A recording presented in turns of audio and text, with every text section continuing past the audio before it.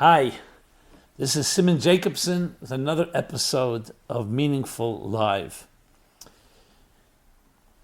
We continue our series on the Zodiac Decoded, what the stars say about you. And this month, we cover the sign of Gemini. This program is dedicated by Lori, Brittany, and Samantha Good in memory of Bruce Good, beloved husband and father.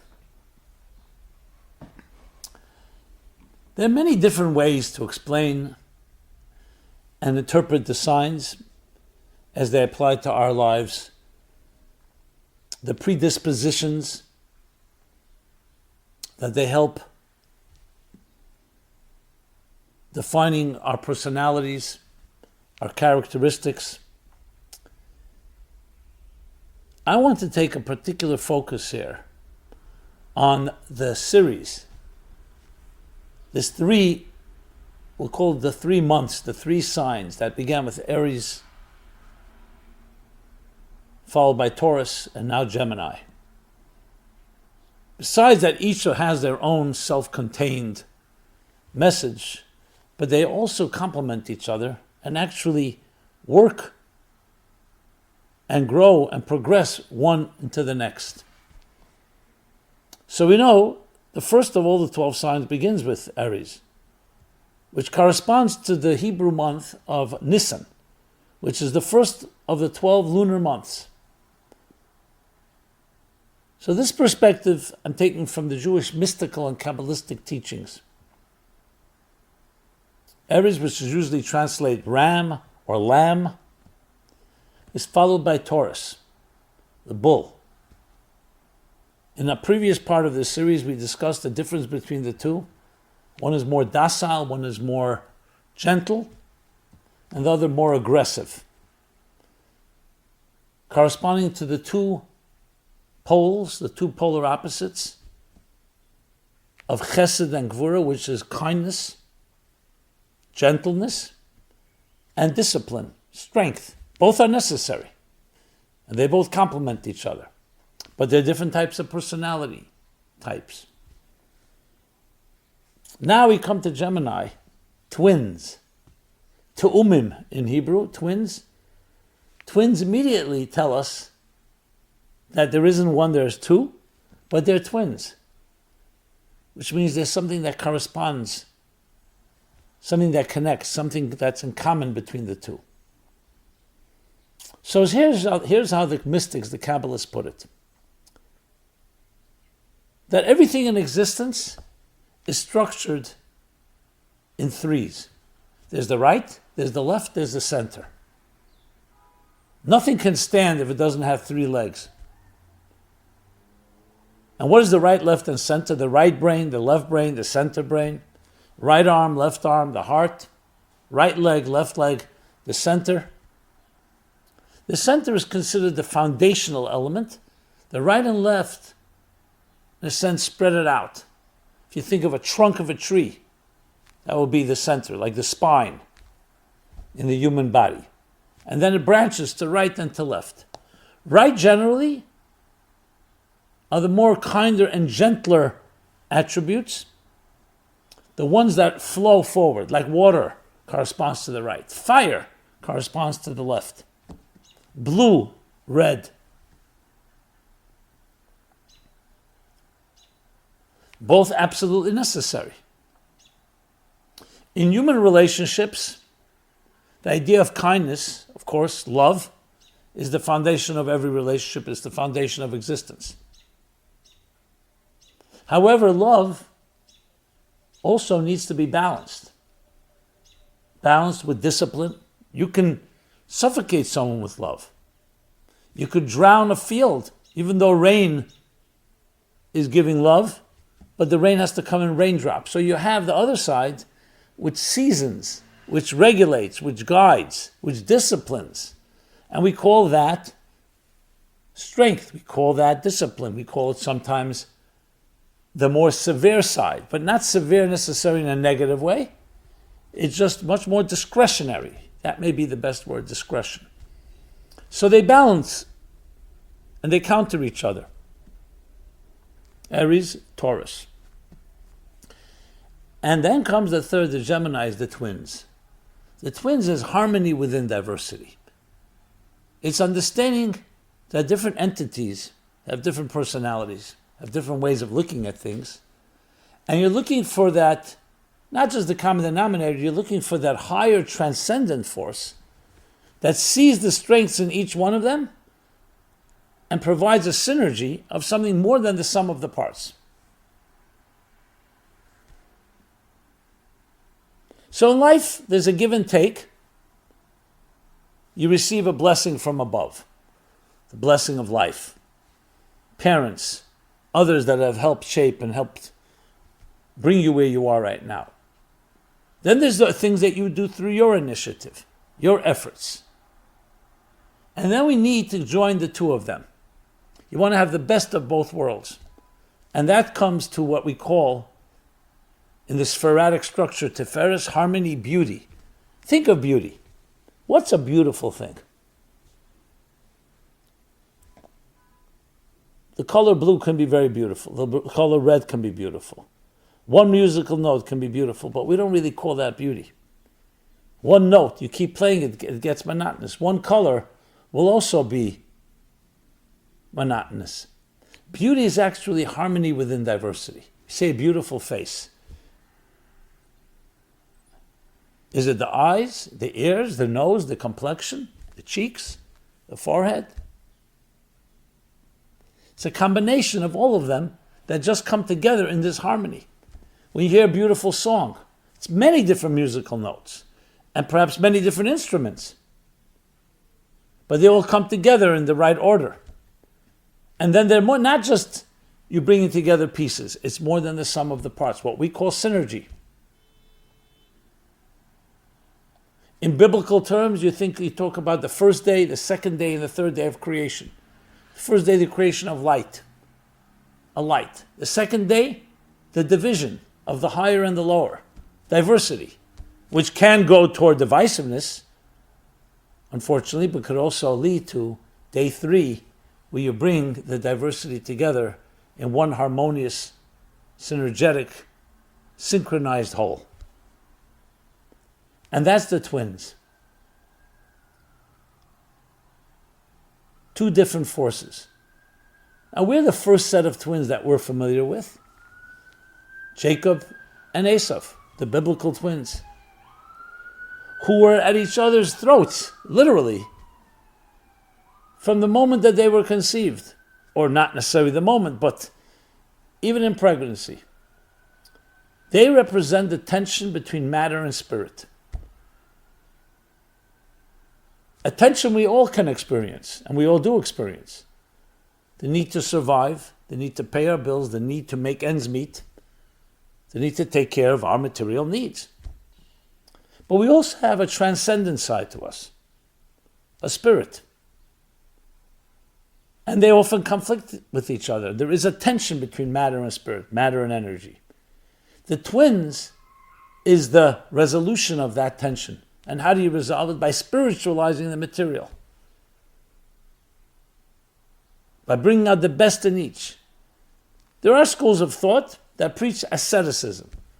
That in order to experiencing anything that is more sublime, higher states of consciousness and awareness, you need to escape, you need to cut off from the rush hour of the rat race and the merry-go-round, the roller coaster of life. Asceticism. An austere, simple life. Others argue, think of the Calvinistic Protestant work ethic. No, engage with the world, but be kind, be virtuous, be charitable. But you want high levels of spirituality?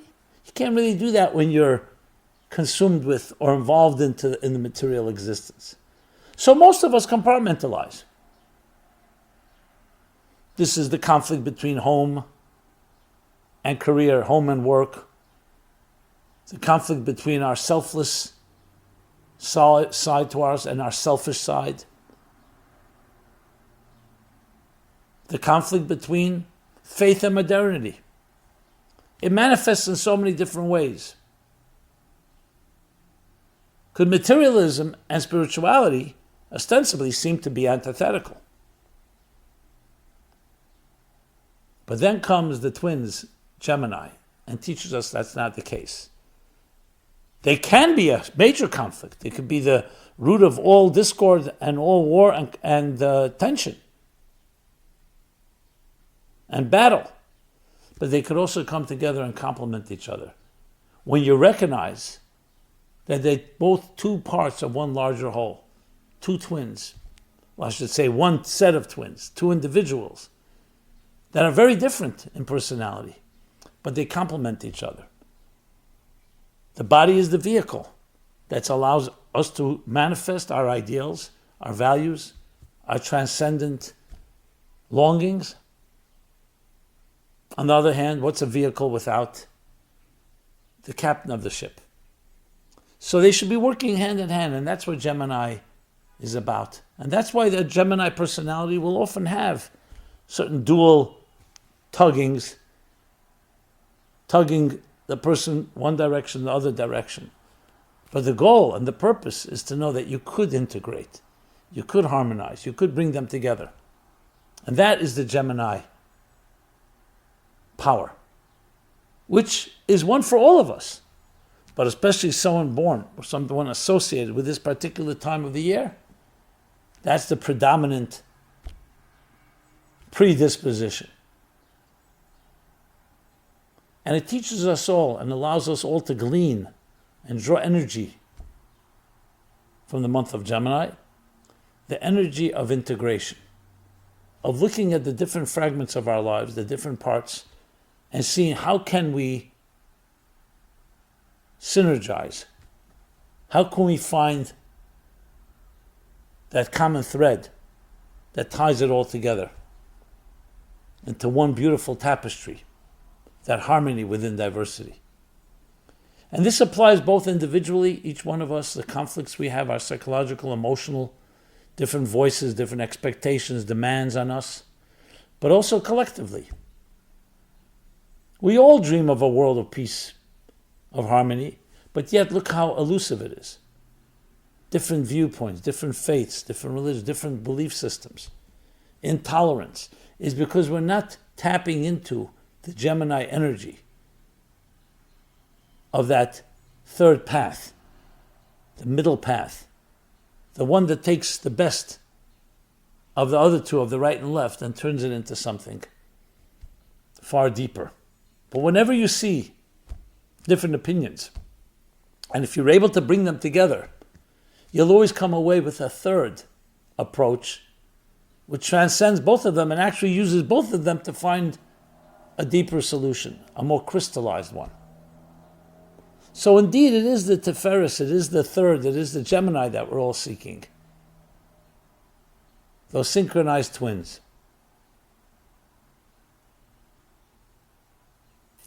In recent years, the concept of mirror neurons has begun to capture our imagination. The idea that we mirror each other's neurons. The classic example, whatever reason, maybe we can identify with it. You see somebody about to close the door on their finger, and you'll say, ouch. Even though you're not there, you're not feeling it, because you identify, we mirror and reflect each other's neurons. Some will call it empathy. Empathy, which indeed is part of the Gemini personality, a certain element of empathy. What is empathy? That we go outside of our own confines, our own boundaries, our own parameters, and we can experience another. Because that indeed is the secret to create such harmony. Because as long as a person is controlled by their ego,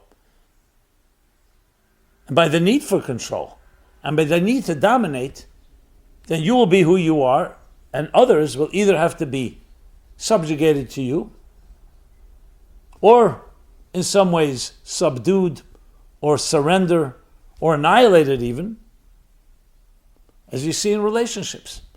Often there's a dominant partner and a submissive one, a passive one. But true beauty is always going to be two individuals, twins. Each one brings their strengths, then they come together. More than the sum of the parts. And that is a third deeper energy, but that requires an element of selflessness, an element of modesty. The way I like to put it, a suspension of your own interest in order to experience something greater than yourself. That's what true love is. Not just to give, not just to take, but love is the ability to transcend yourself. Find something deeper that you could never find on your own without the other. And the same thing with the other looking at you. Twins, each coming with their own uniqueness, but at the same time complementing each other.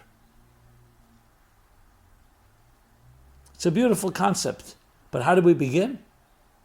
You begin by simply looking at yourself and lowering the temperature of your own demands and needs, of your own ego, of your own self-contained, driven force, what we call self-interest. And recognize that we are truly all parts of something greater.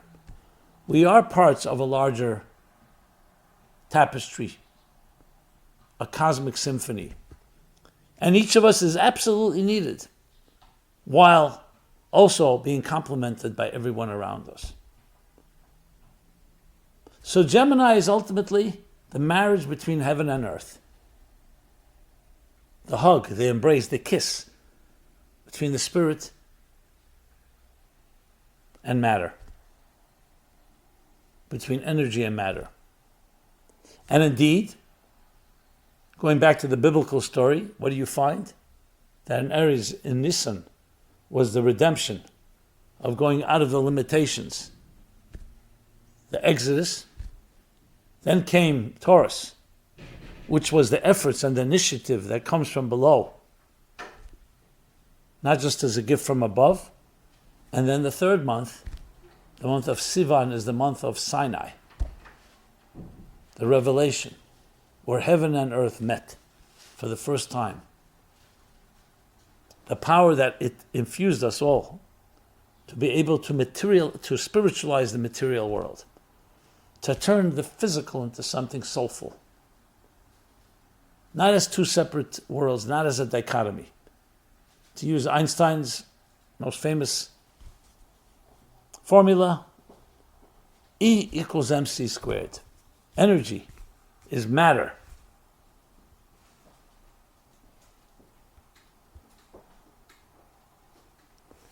Times the speed of light squared.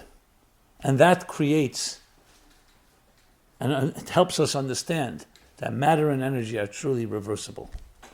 And in turn, are really two parts of one whole. So, as we enter this month of Gemini, of twins, may we find those two forces within us, empower each one, but also teach them to speak to each other, to coordinate, and then let it spill over to our families, to our communities, to our cities, to our populations, in a beautiful ripple effect of experiencing the ultimate harmony within diversity. Those of us that have that Gemini character prominent should use it to teach others how we create such harmony. This has been Simon Jacobson, Meaningful Life Center, meaningfullife.com. Please check us out. We have a wide array of different offerings that cover different aspects of life, meaningful life, to help infuse your life with deeper purpose. Please subscribe to our YouTube channel, our growing YouTube channel, I should add, and share with others. And I'd love to hear your feedback, your thoughts, your comments, your questions, and your suggestions. Everyone be well and be blessed.